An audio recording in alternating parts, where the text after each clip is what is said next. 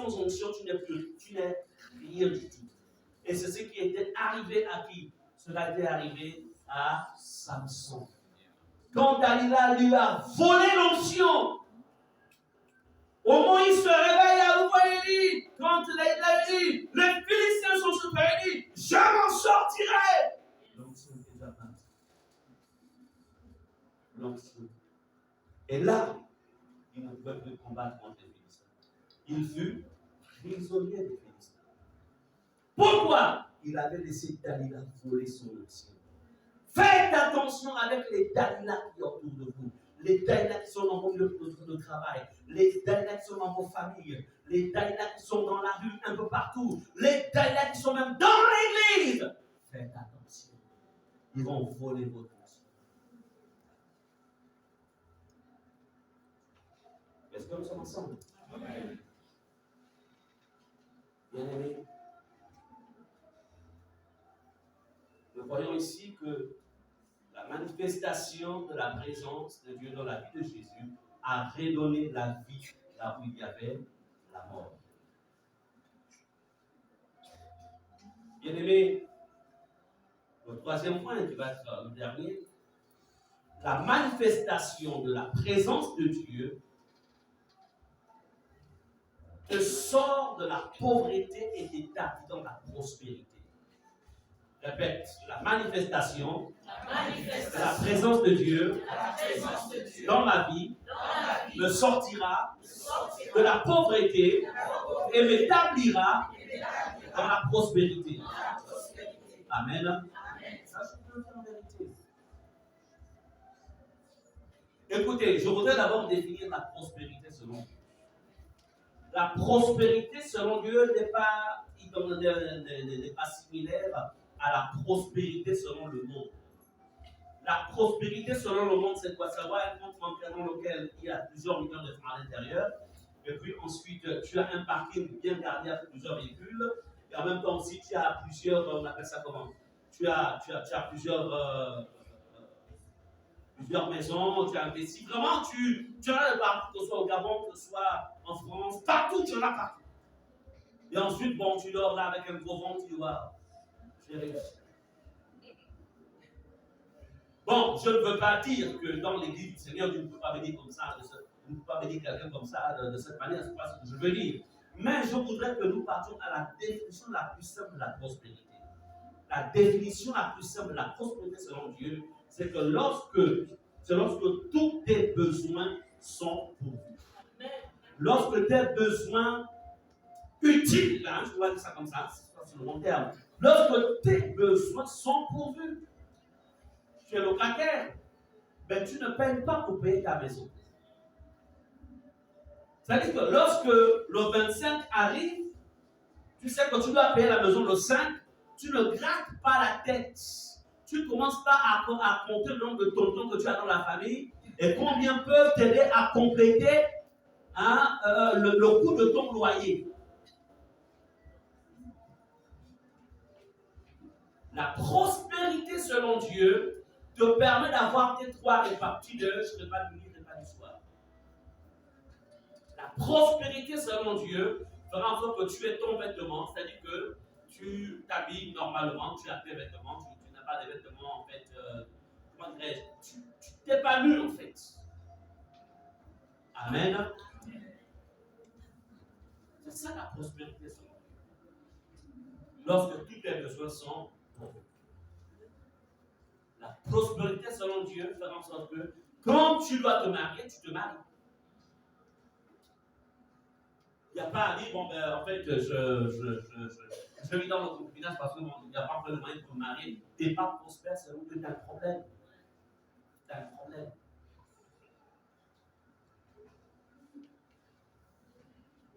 Pourquoi? Parce que la prospérité selon Dieu t'ouvre les portes. Bien aimé, le problème en fait du manque dans la maison de Dieu, dans la vie d'un enfant de Dieu, est tout simplement lié à un manque de la manifestation de la présence de Dieu. Alors, allons-y dans la Bible. Vous dites, pasteur, c'est écrit dans la Bible. Allons-y dans Genèse 39, verset 1 à 6. Genèse, chapitre 39, verset 1 à 6. Alors, nous avons donc ici le cas de Joseph. Joseph avait été vendu par ses frères. Il avait 17-18 ans. Genèse 39, verset 1 à 6. Donc, Joseph est pratiquement l'avant-dernier de la famille. Sur 12 gosses que Jacob avait. Donc, on va dire, il devait être le 11e de la fratrie. À 17 ans, 17-18 ans, il est vendu par ses frères. Il se retrouve en Égypte, un pays étranger. Donc, c'est comme si en fait, tu as 17-18 ans, tu as perdu ta mère, parce qu'il était orphelin de mère. Il ne lui restait que son frère. Il avait un cœur pur vis-à-vis de ses frères. Il les aimait.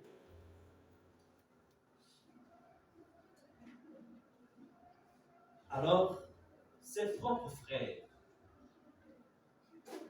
formant un plan pour vendre Joseph. À qui? Au caravanier. Voici donc Joseph qui en est par exemple du Gabon et qui se retrouve quelque part au Rwanda, dans un pays où en fait, un pays dont il ne connaît même pas la langue. Parce que lui, il était hébreu et les Égyptiens parlaient une autre langue. Donc, il est étranger dans un pays qu'il ne connaît pas. Mais, Joseph a un avantage. C'est que Joseph avait expérimenté la manifestation de la présence de Dieu. Donc, toi, tu es au Gabon, tu es né au Gabon. La terre du Gabon, là, te connaît. C'est-à-dire que la terre du Gabon connaît ta généalogie. Lui, il est en Égypte. L'Égypte ne le connaît pas. La terre de l'Égypte ne le connaît même pas. Toi, ton cordon médical a été enterré ici au Gabon, ou balancé à l'hôpital général, je ne sais pas où la poubelle, je ne sais pas, mais quand même c'est au Gabon. Alors, lisons son histoire, ce que fait la manifestation de la présence de Dieu. On fit descendre Joseph en Égypte.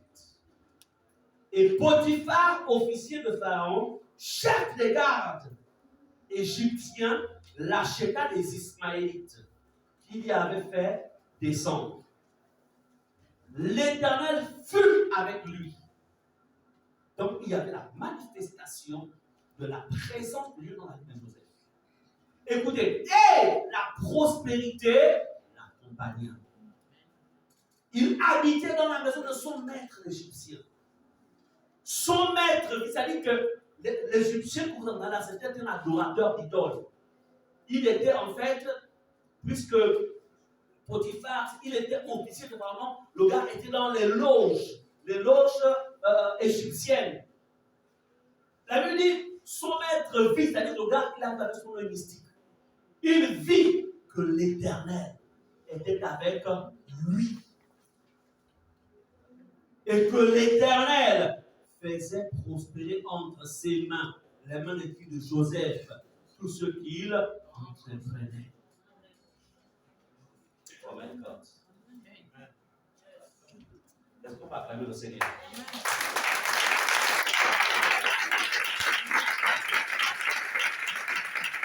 La manifestation de la présence de Dieu. Tu as besoin de chercher la manifestation de la présence de Dieu. Cesse de te plaindre, cesse de pleurnicher, cesse. Ta vie peut changer si tu l'as fait dans la vie de Joseph, qui est dans l'ancienne alliance, à plus forte raison dans la nouvelle alliance, où Jésus, le Fils de Dieu, son sang coula pour te sortir de l'esclavage. Joseph était loin des siens. Mais pendant qu'il était dans cette caravane, il était certainement enchaîné. La présence de Dieu s'est déplacée avec Joseph. Alléluia. Il n'avait pas maudit ses frères. Il n'avait pas maudit le jour où il est né. Il n'avait pas pleuré le fait que sa mère ne vivait plus. Parce qu'il aurait pu dire si maman était là, certainement, mes demi-frères n'auraient pas traité ainsi. Non, non, non, il a enlevé tout cela de son cœur. Il n'avait pas été animé d'un esprit de vengeance. Il n'avait même pas maudit le fait que son père l'aimait plus que les autres frères. Non. Alléluia. Qu'est-ce qui sort de nos bouches quand nous sommes face à la détresse? Qu'est-ce qui sort de nos bouches? Qu'est-ce qui sort? Et ces choses qui sortent de nos bouches, ça empêche Dieu de se manifester. Mais ça n'a pas été le cas. Bien-aimé, la manifestation. Bien-aimé, Joseph était l'avant-dernier. Là, en Égypte, il n'est qu'un enfant. Il n'est pas un prophète. Non. Il n'est pas un apôtre. Il n'est pas un pasteur. C'est juste un enfant qui avait gardé les valeurs de ce que son père lui avait enseigné. Il avait gardé les valeurs. Le Dieu de son père, la connaissance que son père avait injectée en lui, il l'a gardé. Il s'est retrouvé en Égypte, dans la maison de son maître.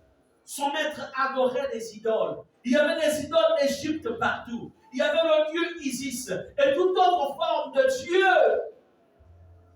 Mais Joseph ne se pliait pas. Il ne s'était pas compromis. L'Égypte était en ce temps-là la première puissance mondiale, comme les États-Unis aujourd'hui.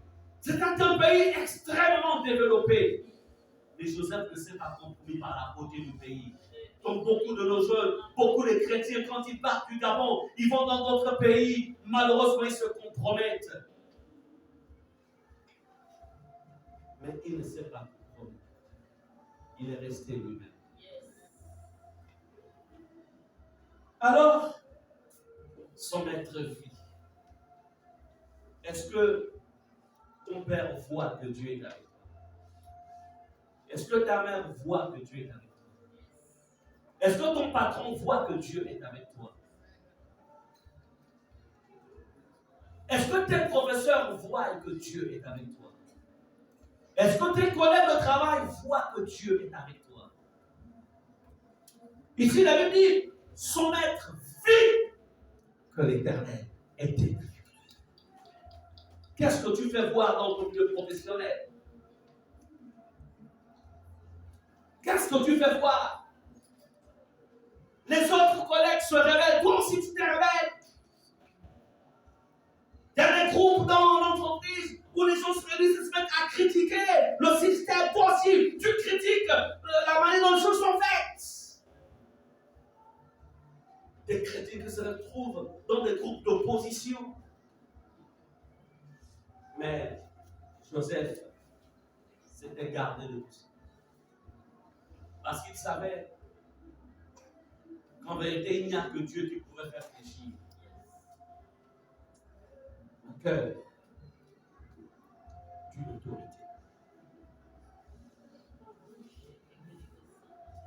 Bien-aimé, son maître vit. Verset 4, Joseph trouva grâce aux yeux de son maître, qu'il employa à son service, l'établit sur sa maison et lui confia tout ce qu'il possédait. Verset 5.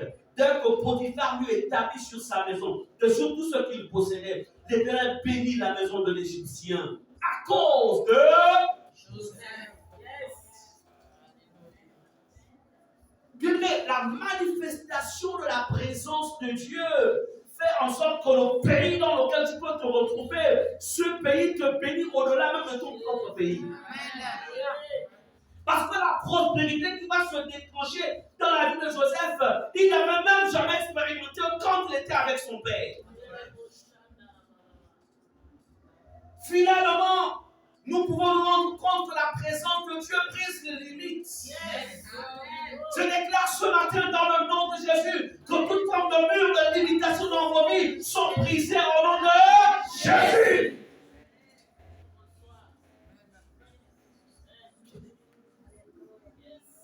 La présence manifeste de Dieu.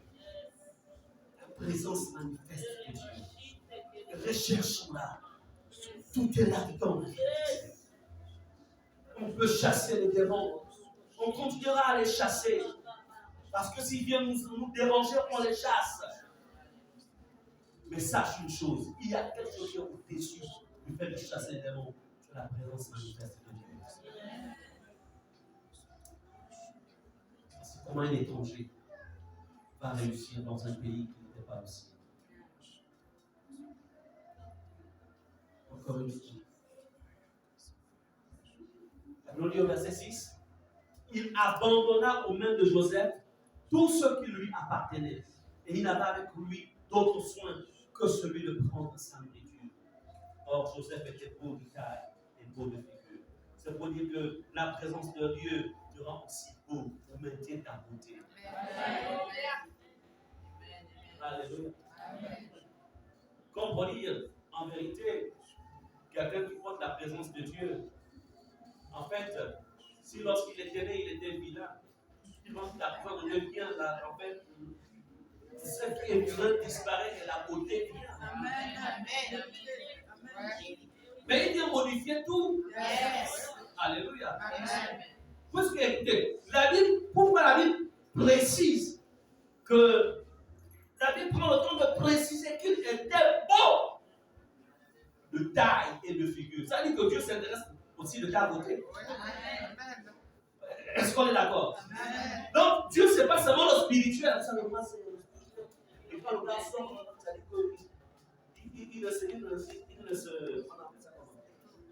il ne prend pas soin de lui, vous savez pas, c'est le spirituel. Non, Dieu tient compte de ton corps, l'état de ton corps. Vous pouvez voir ces choses-là, ce qu'on a fait là sur la terre. Moi, c'est Jésus, hein, vous savez. Moi, je suis.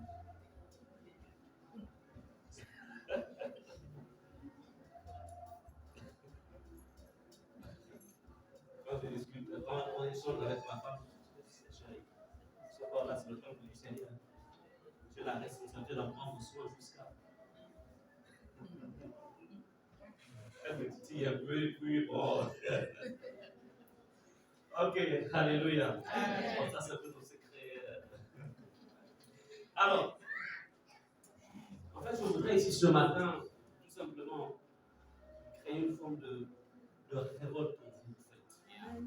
C'est-à-dire vous dire, il faut que, Seigneur, ça va changer. Je refuse, Seigneur, comment dirais-je, c'est-à-dire de pleurer sur mon sort, c'est parce que je pense que l'expression existe. Je refuse. Si hier, en fait, les choses se sont passées comme ça, c'est hier. Mais aujourd'hui, c'est aujourd'hui. Alléluia. Ce que je voudrais que vous reteniez, c'est que si Dieu l'a fait, on l'a vu dans le message de ce matin, puisque je vais vers la fin de mon message, nous avons vu que, en fait, la manifestation de la présence de Dieu dans la vie de quelqu'un révèle en fait sa toute-puissance. On l'a vu. On a vu que la présence de Dieu, ça dit que la présence manifeste, je tiens à préciser, manifeste de Dieu dans la vie de quelqu'un, en fait, produire la résurrection. Et nous avons vu aussi que la présence manifeste de Dieu dans la vie de quelqu'un, en fait, vient régler le problème de pauvreté, en fait. De pauvreté dans la vie de quelqu'un. C'est-à-dire que les questions de manque, ça disparaît. Donc, à un moment, réexaminons en fait notre marche. Réexaminons notre marche. Réexaminons notre décret d'obéissance.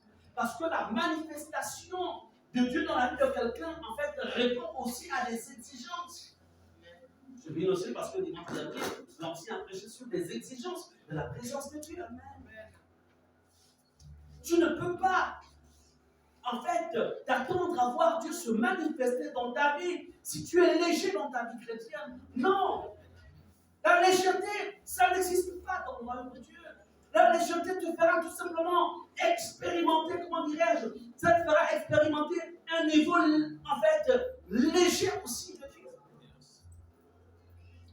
Parce que Dieu, il y a plusieurs niveaux avec Dieu. Il y a certains qui expérimentent Dieu, dont le niveau de Dieu, c'est juste au niveau des chevilles. D'autres, le niveau de Dieu, c'est juste au niveau des genoux.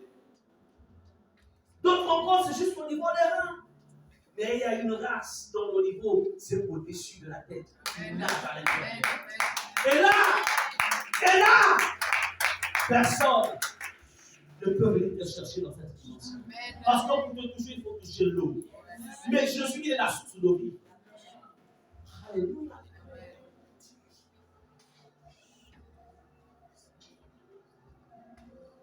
Alors à un moment, laisse un peu les démons, laisse un peu les sorciers, laisse un peu le diable.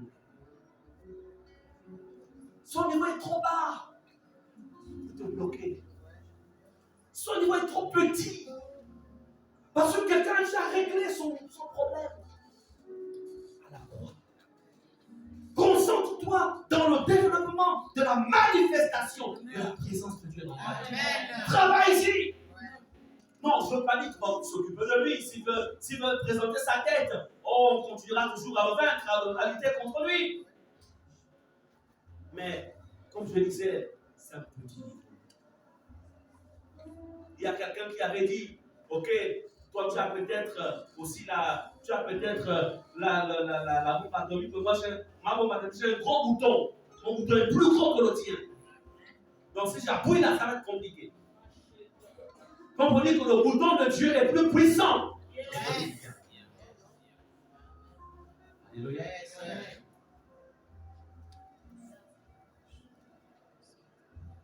Cherchez les fatal.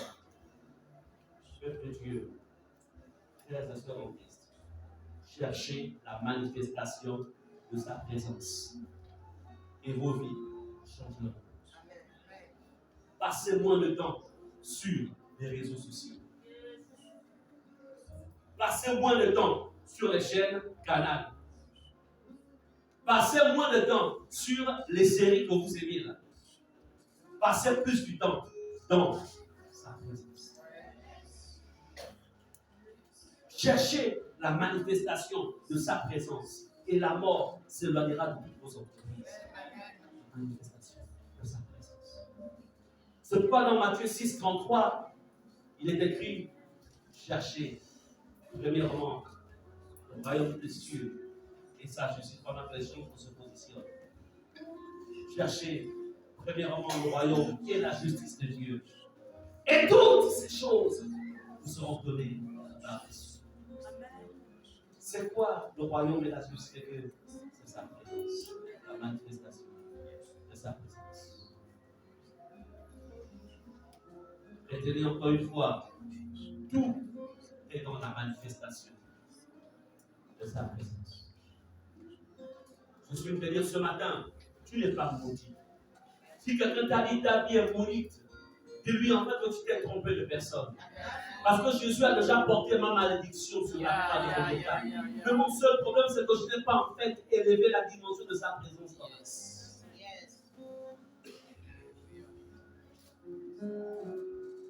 Je suis venu te dire ce matin que Dieu n'a pas encore fini avec toi.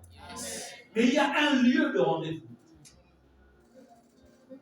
Il y a un lieu où il t'attend, mais il t'a pas encore trouvé à cet endroit. Quand il est ressuscité, il avait dit à Marie, il dit, va dire à mes frères que je les précède à Galilée, en Galilée. Attends, ils étaient à Jérusalem. Pourquoi Jésus ne peut pas se présenter à eux, à Jérusalem? Il a dit non. Parce que après ma résurrection, le lieu de ma présence que j'avais retenu, c'était Galilée. Et ils se sont déplacés de Jérusalem pour la Galilée. Je suis venu te dire ce matin, Dieu a des lieux de rendez-vous où il veut te rencontrer. Il veut passer du temps avec toi. Il y a des lieux de rendez-vous.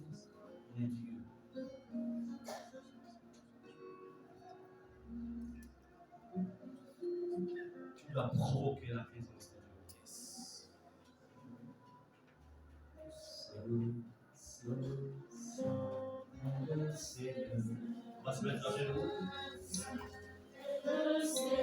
Bien-aimé, l'adoration est l'un des éléments qui provoque sa présence. L'adoration.